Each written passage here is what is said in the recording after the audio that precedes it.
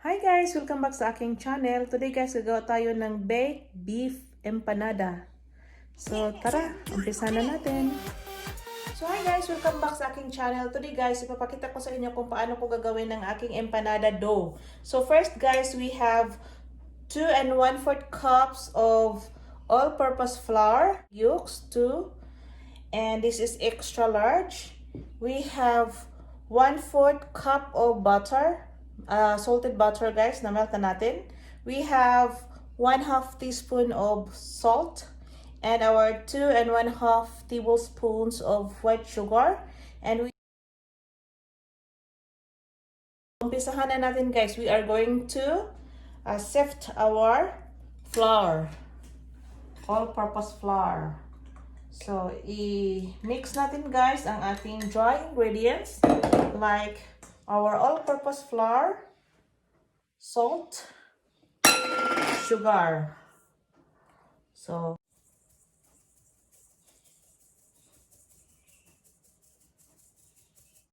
at siguraduhin guys na malinis ang ating mga kamay before we are going to prepare our dough. So, the middle. So, ilagay natin guys ang ating dalawang egg yolk, ang ating butter, at ang ating water.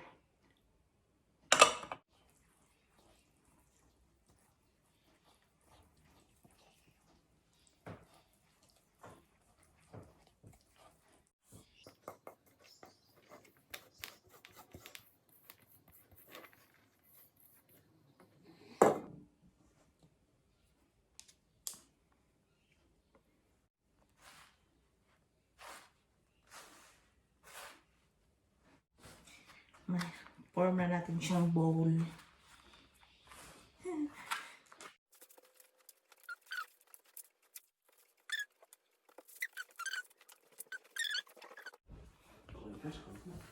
So, yep.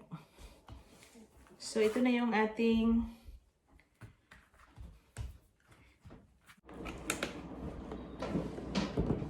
ito yung ating dough guys for our empanada.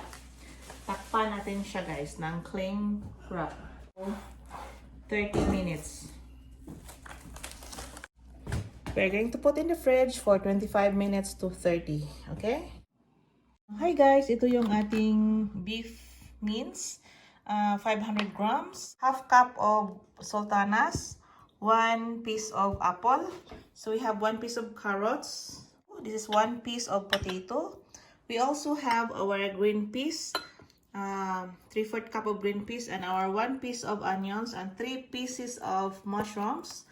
So, ang gagawin natin guys, lulutuin na natin ang ating filling. Gamit tayo ng olive oil, a little bit of salt, oyster sauce, and worcestershire sauce. So, ipapakita ko sa inyo guys, okay? So, ito yung ating frying pan. Maglagay tayo guys, mainit na ito guys. Lagyan natin guys ng olive oil. Siya nga pala guys, gagamit tayo guys ng garlic paste. So, tansya-tansya lang guys, around 2 tablespoons of olive oil.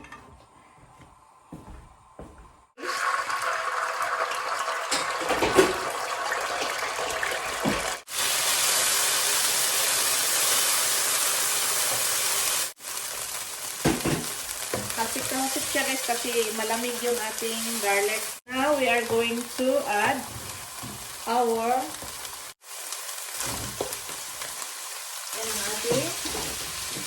lean meat.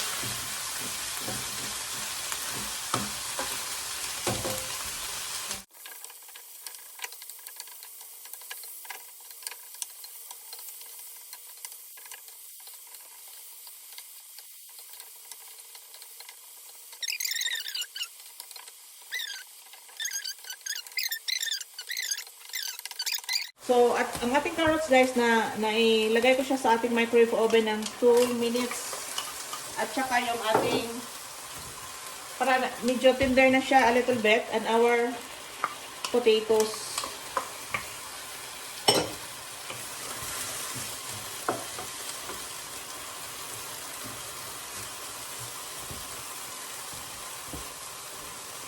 Ilagay natin guys guys ang ating sultanas,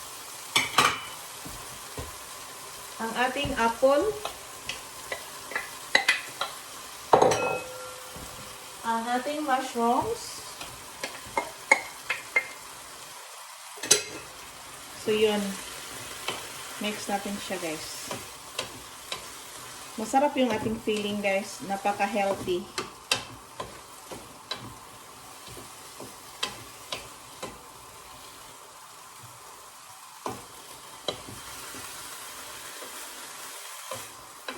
So mix na natin siya guys. Hindi pa ako nagdagdag ng oyster sauce nito guys. So 1 tablespoon of oyster sauce lang siya guys.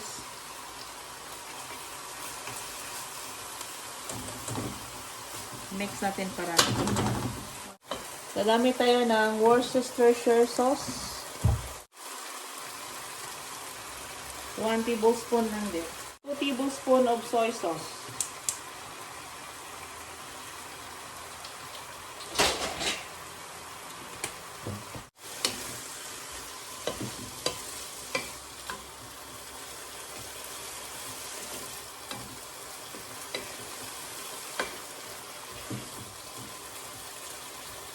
At 1/2 tablespoon of salt.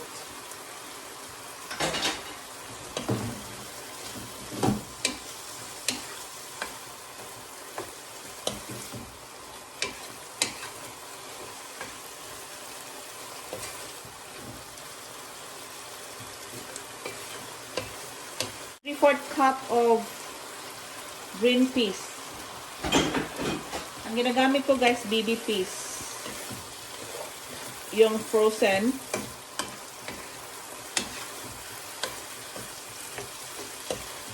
So, i-simmer natin siya guys ng 10 minutes. Takpan natin. At tikman natin later guys pag okay na siya.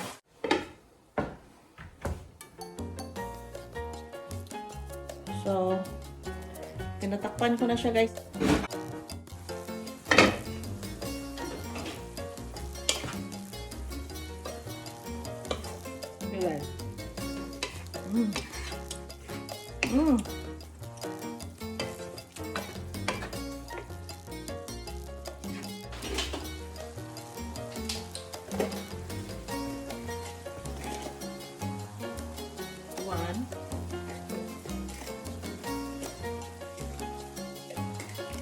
So,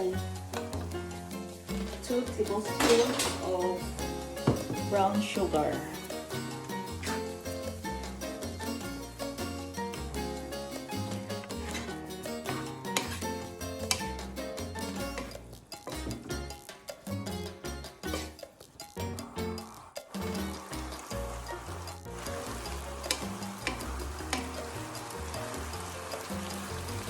Sarap na siya guys.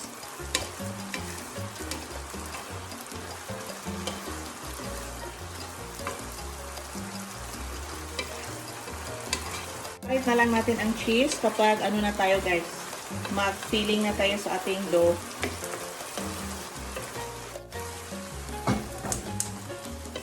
So, luto na ang ating filling. Ating filling sa ating para mag-drain siya guys dito, okay?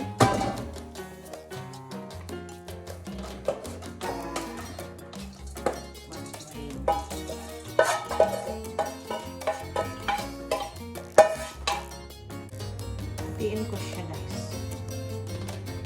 Hatiin ko siya. So,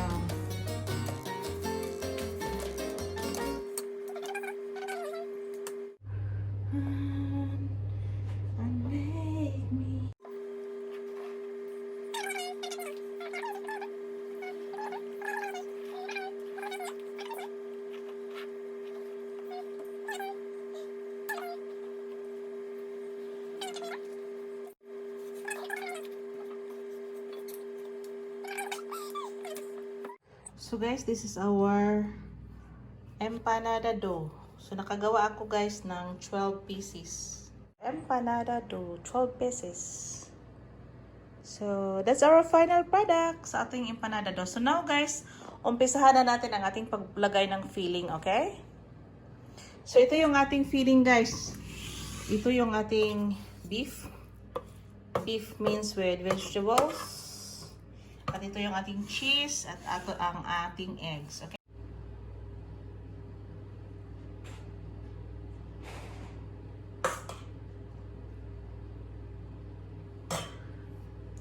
Lagyan natin ng cheese. Lagyan natin ng egg. Tapos,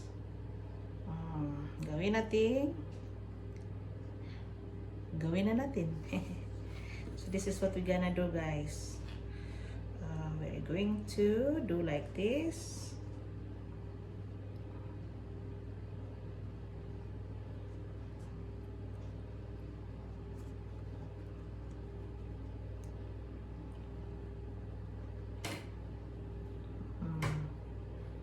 So, yun ang ating ginawa.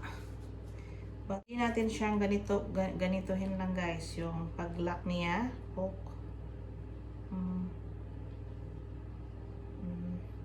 Pero sa akin, guys, double lock itong gagawin ko, guys. Double lock.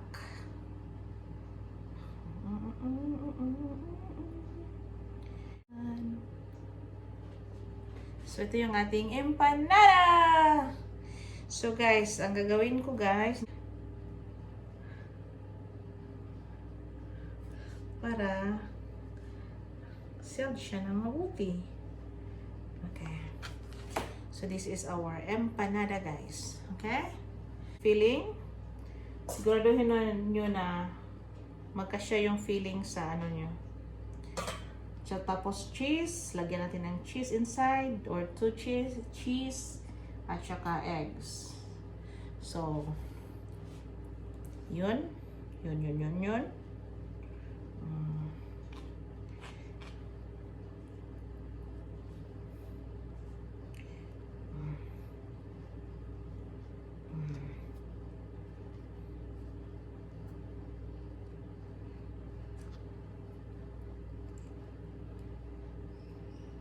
So, yun lang, guys. Yun. Tapos, kunin ninyo dyan.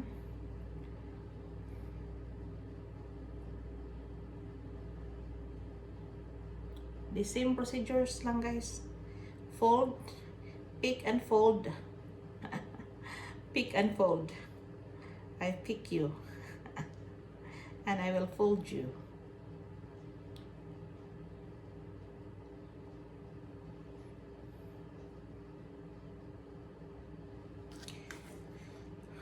So, yun. Double sealed ko lang siya, guys.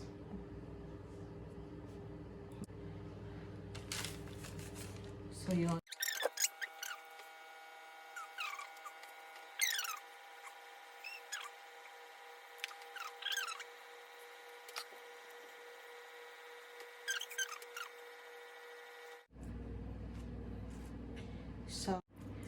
So guys, here are our empanada. Ready to go now to our very hot oven, okay?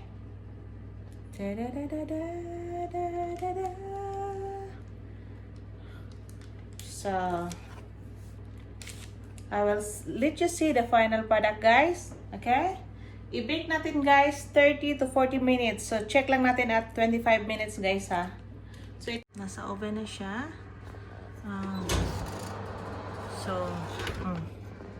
So it is now 30 minutes, guys. Luto na yung ating empanada. So, kunin na natin yan, guys. So, our final product, guys. Luto na ang ating beef empanada. So, if you are just new to my channel, please hit the notification bell below for more videos. And please subscribe to my channel and share. Have a good time. This is Tess Tasty Channel. Look at that. Empanada! So guys, that is our empanada. Yummy, guys. You can try this in your own kitchen, guys. It's yummy.